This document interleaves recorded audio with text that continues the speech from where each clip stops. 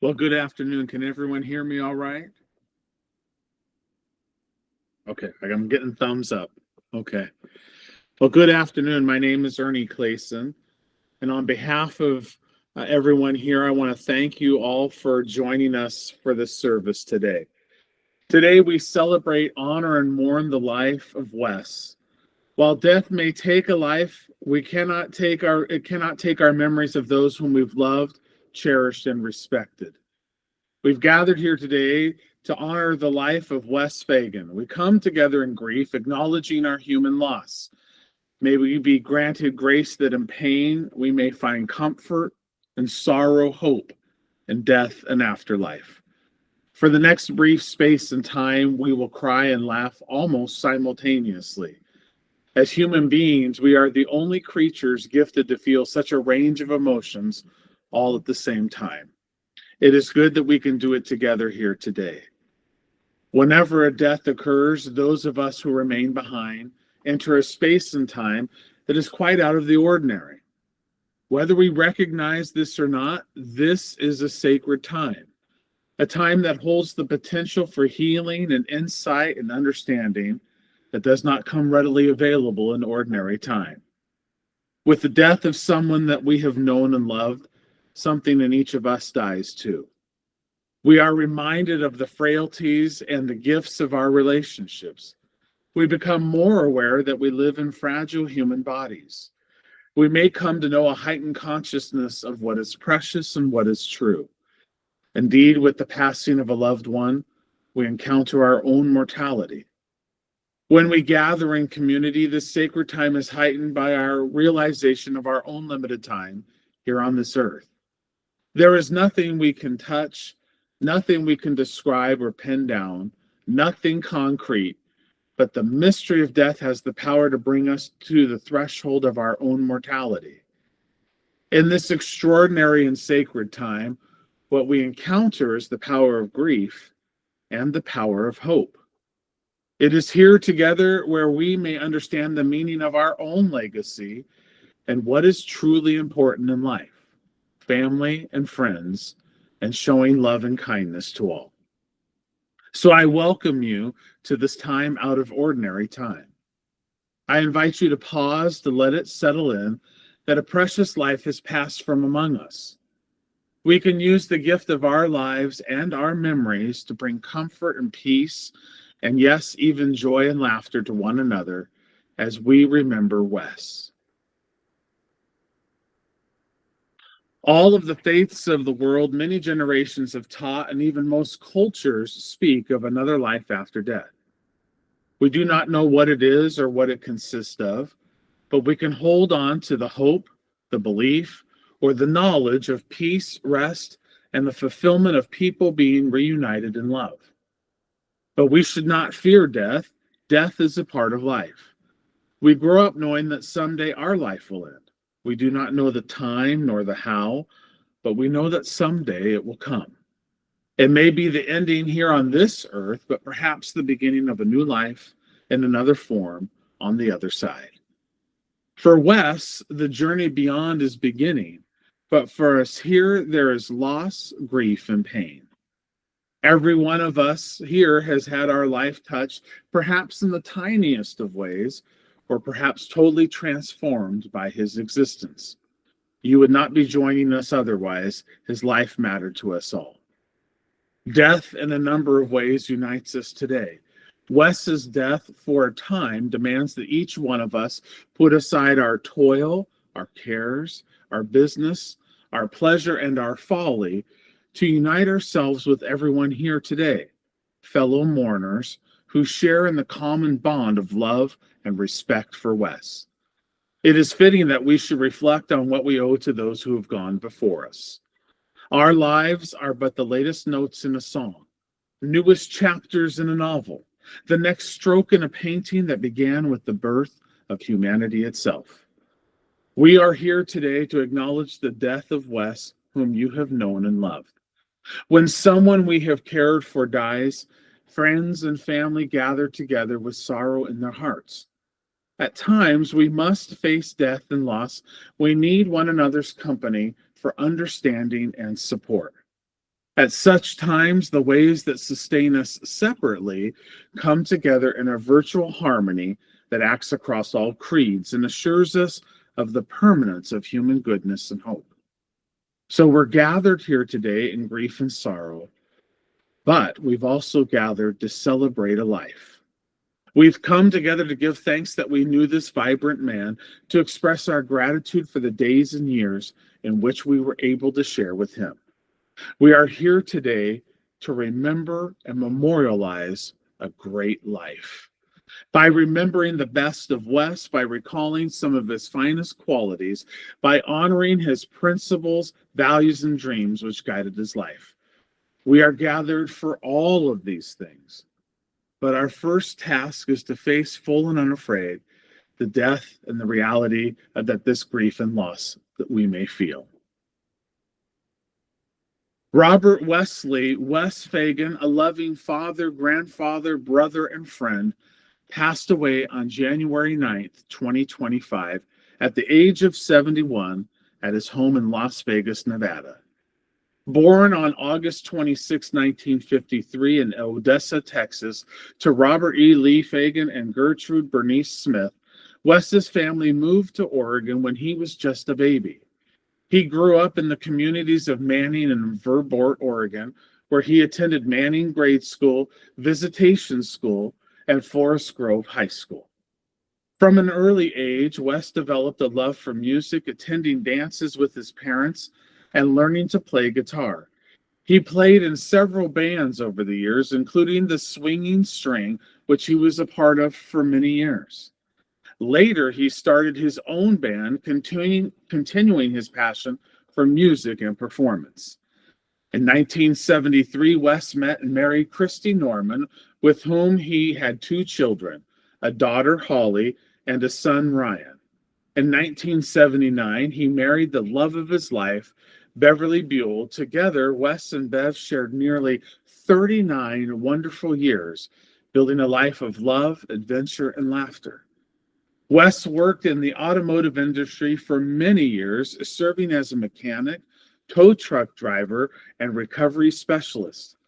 In 1995, Wes and Bev took in Bev's grandson, Chris, providing him a stable home after the passing of his father.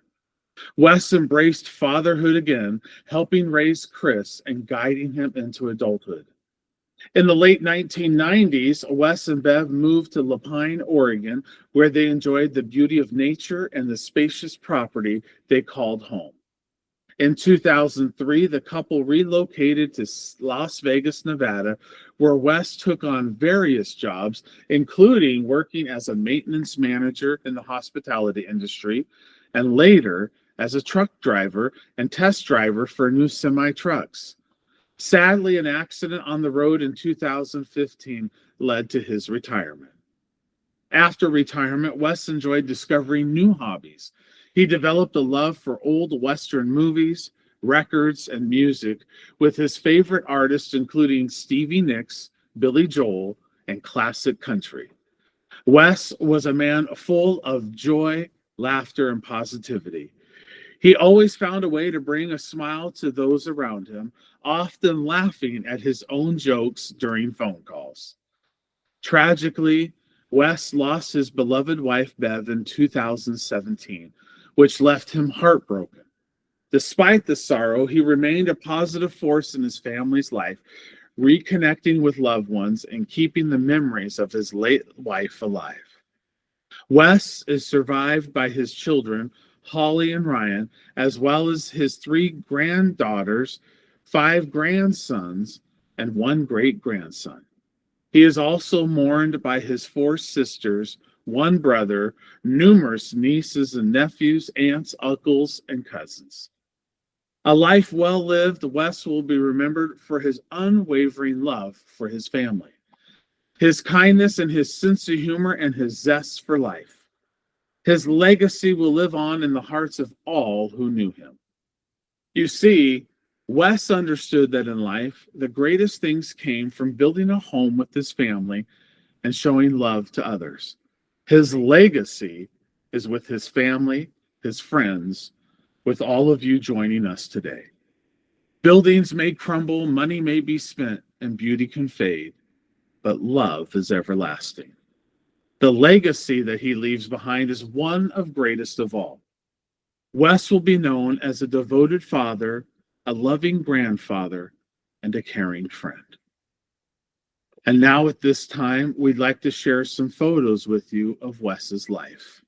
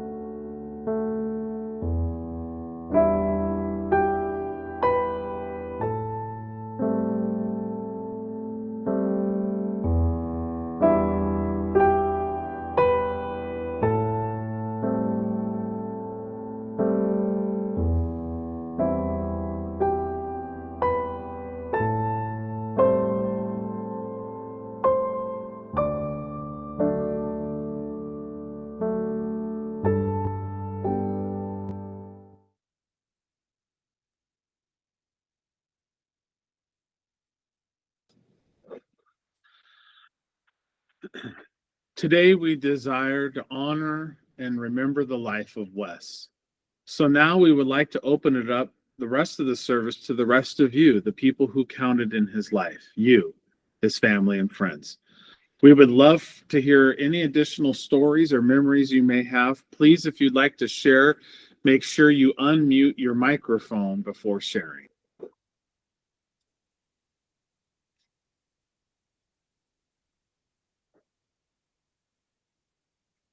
Hey, can everyone hear me? Hey guys, this is Chris. It shows up as Andrea because we had to switch computers, so a little confusing. But hey, so for those of you that don't know me, I'm Chris Walters, grandson to Wesley and Bev Fagin. Bev was my grandmother, and Wes was my grandfather. They took me in, when I was a teenager, and so it was challenging for them. To say the least. I'm sure, I was coming out of some nonsense, and they took that on and wanted to help me out. So it's crazy. These things bring us together in a good way and a bad way, right? We're here because Wes has passed, but it's also cool at the same time that, there's that whole thing they say about 6 degrees of separation. I think in this group, we're about 3 or 2 degrees of separation. Each one of us are connected in a way that, we didn't realize. We don't talk to each other necessarily or hang out, but, because of Wes, we're all here. So that's really cool. I like that. And, there's a couple things that I was thinking about that I wanted to share. And one of them is really cool. It's kind of funny. It's a family memory that was shared with me recently, and it has to do when Bev, I don't know if you knew this, but Bev owned a tavern, of all things, out off Highway 26 area towards the west. And, they were trying to make that work. And there was a time where Wes was running some supplies out there, and it was, had to get there, right? He had to get the supplies to the place, and they needed that. So on the way there, unfortunately, had a really bad car accident, it sounds like. And he was fine, but the car was not. The car was a total loss. But what was crazy is that he was carrying a bunch of produce in the car. So the family's all alerted, and they're trying to come back and rush to everybody's safety and everything. And when they got there, the tomatoes had smashed everywhere, all over the car, all over the road. And so everybody was just like, what just happened? And so they thought the worst. And, obviously Wes comes strutting around the corner like, hey guys, what's going on? And they just thought it was the worst because there was this red stuff all over the road, and they didn't know what to think. So, thank God that was okay, but, kind of funny and silly at the same time.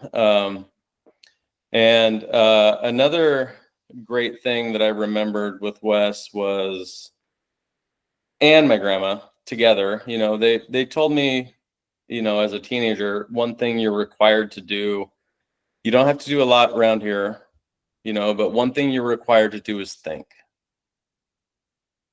And I didn't know what that meant.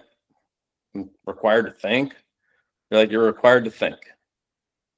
No matter what you do in this house, you're required to think.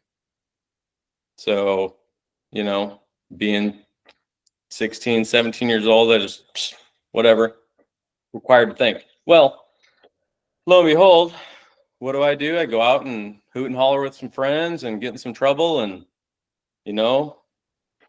the law comes in and handles us and gives us our business. And I get home expecting the worst, go out to the garage where Wes was, of course. And he looked at me and he goes, well, what do you got to say for yourself? And I was like,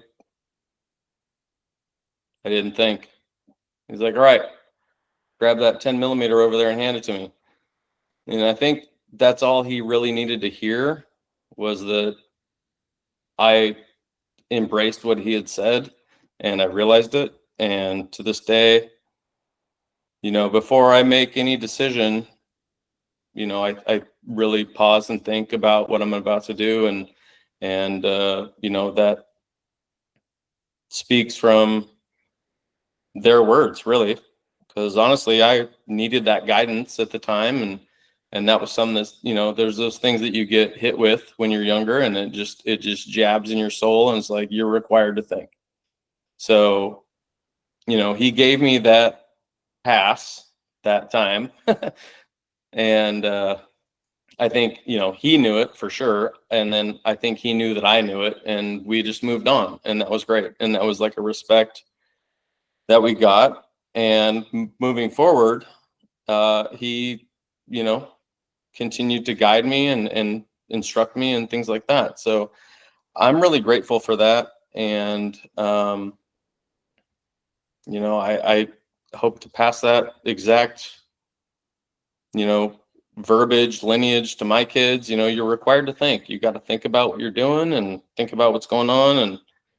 And, before you make any decision, let's think about it. So I love that. I just want to say that I'm really happy to see the names on this list of people that are here. Tim, good to see you. Leilani, Vince, is that you? I love seeing you guys there.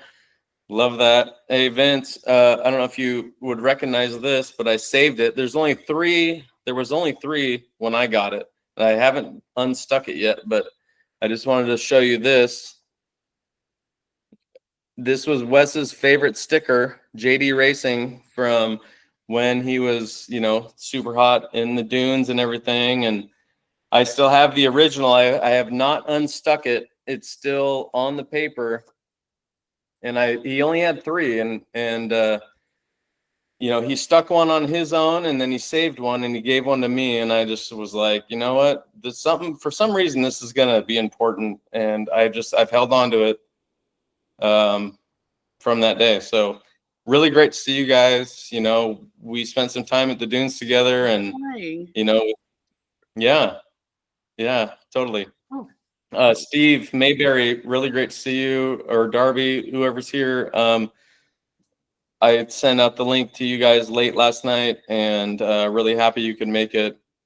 Your older son Steven, we have a mutual connection with one of the guys I work with, and it's small world, just how small it is. So anyway, I'm happy everyone's here, and I hope that others have anything to share. And Sandy, I just want to give a shout out to Sandy real quick. Sandy Starks, you guys see her on the list there. Sandy Starks is Wes's neighbor in Las Vegas, and she's been a beacon for him. The biggest hope for Wes, and the biggest advocate and hero for him. And anytime that Wes had any sort of issues, challenges, anything that was going on, Sandy would immediately be involved, and she would call me and let me know what's going on and tell me how to get a hold of whoever I need to get a hold of, and things like that, as things go on, and things happen. But Sandy lived across the street, and she was always keeping a lookout. She had Wes's back, for the last 10, 12, 15 years. She's watched out for Wes and Bev and that house, and she's took good care of him. And I can't say enough about Sandy. Without Sandy, this wouldn't have come together. So I appreciate you, Sandy, and appreciate everyone being here. So if anybody else would like to share, just chime in and say something if you want to. You don't have to. I can definitely find some more, sure. But great to see you guys.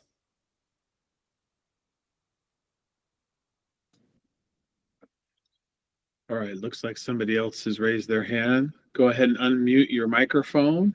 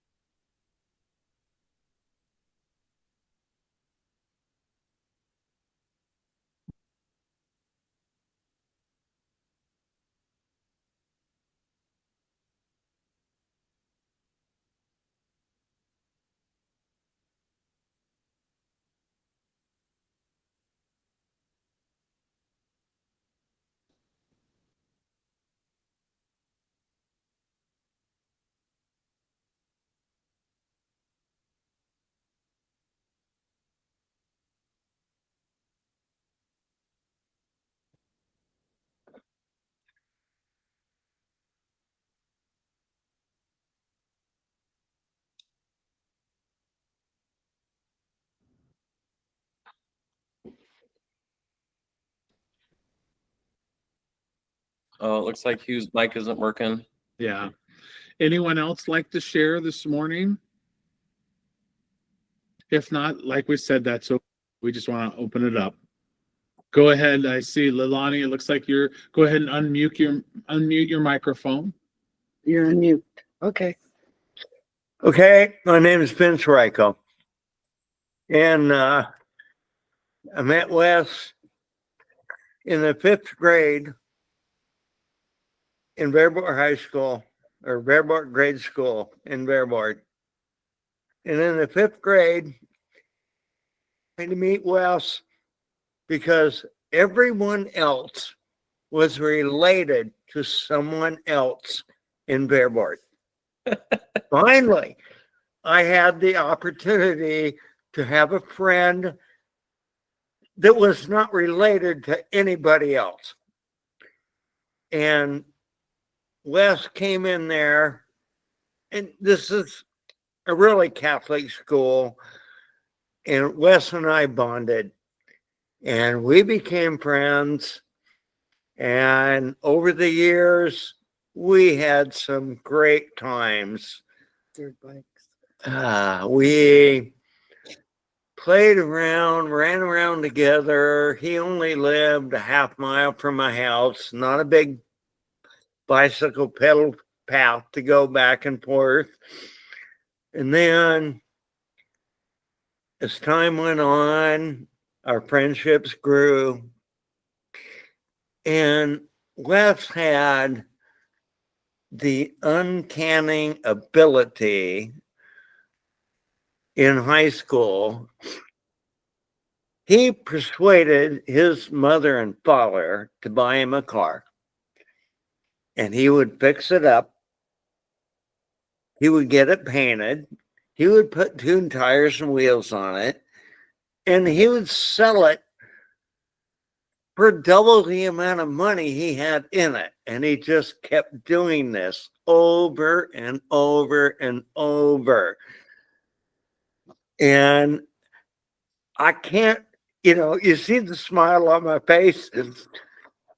68 Chevelle, the 442 Oldsmobile, the racing around we did back in the days, the partying, we had a fantastic time, and he just would not stop. And he kept going on it and going on it. And then, there's a years of being down in Florence, riding down the sand dunes. And I had my children down there. He was down there. I believe Bev was with us. And, then he bought that stupid sand rail. I don't know why, but he did. Had a great time with Wes over the years. I regret that in the last decade, I have not stayed in touch with him, but my wife, Leilani, times a week. But one of the most amazing friends I've ever had in my life, and I cherish him. I wish him the best in his passing. And with that, I really don't know what else to say. But I do. You do. Okay, Leilani's going to take it over. I met Wes in 1991, 1991, I believe. I went to work ended up to be the same company that he was doing the repo, and I was doing all the book work and all that. So that's where I met him. And then the place of business needed some remodeling done. And Wes said, "Oh, I know this guy named Vince Ryko. He does great work, blah, blah, blah." And so Vince came in to remodel, and Wes goes, "You two really need to meet. I think you would be perfect for each other." So I Yeah. got stuck on that. you got stuck. Oh, thank Yeah. you. And yes, Wes and I stayed close. I mean, I went out on repos with them, and he helped with, I was being a single mom, and he would, if I needed help or something fixed, he was there. Go over for dinners at Bev's and Wes's house. And yeah, we talked almost every day for the last few years. I miss him. That's all I have. Well, thank you for sharing. Appreciate that. Um, well, with that being said, I don't see any other hands raised right now. We're going to close out the service. The death of every one of us is the natural order of things. It follows life as surely as summer follows spring. Let us for a moment think of the tree of life as a symbol. The trunk and the branches of the tree represent the human race, and the leaves symbolize the individual men and women on earth appearing one spring, flourishing for a season, and then dying. The physical presence of Wes has gone, but the tree remains. In fact, it is now even stronger because of his life and of his death. So shall it be for all of us in time. Let us challenge ourselves to take advantage of our limited time here on this earth. Let us live our lives fully endeavoring to love one another and never faltering in the pursuit of happiness. Look through the whole world, and there is no one like Wes. But he still lives on in your memories, and though no longer a visible part of your lives, he will remain a member of your family and of your circle through the influence that he's had on you and the special part that he's played in your lives. As we say goodbye to Wes, we take him with us as we leave here in the most special of places, the depths of our own hearts. Today, we are celebrating and remembering with affection and gratitude the life of Wes Fagin, the many good times that you've shared, and the love that he freely gave to you all. Now, though we may be sad, is the time to remember the laughter that you shared, the fun that you had, and the joy of being in each other's company, trusting that in time these tears of sadness will be replaced with tears of joy. Remember to appreciate each day and to live it to the full in the honor of Wes. We often take life for granted, and yet it is the greatest gift that we have. I want to thank the family for allowing me today the honor of running this service for Wes. This concludes our service. Thank you all for joining us from all over the country to show your respect towards Wes. Have a great day. Thank you, everyone.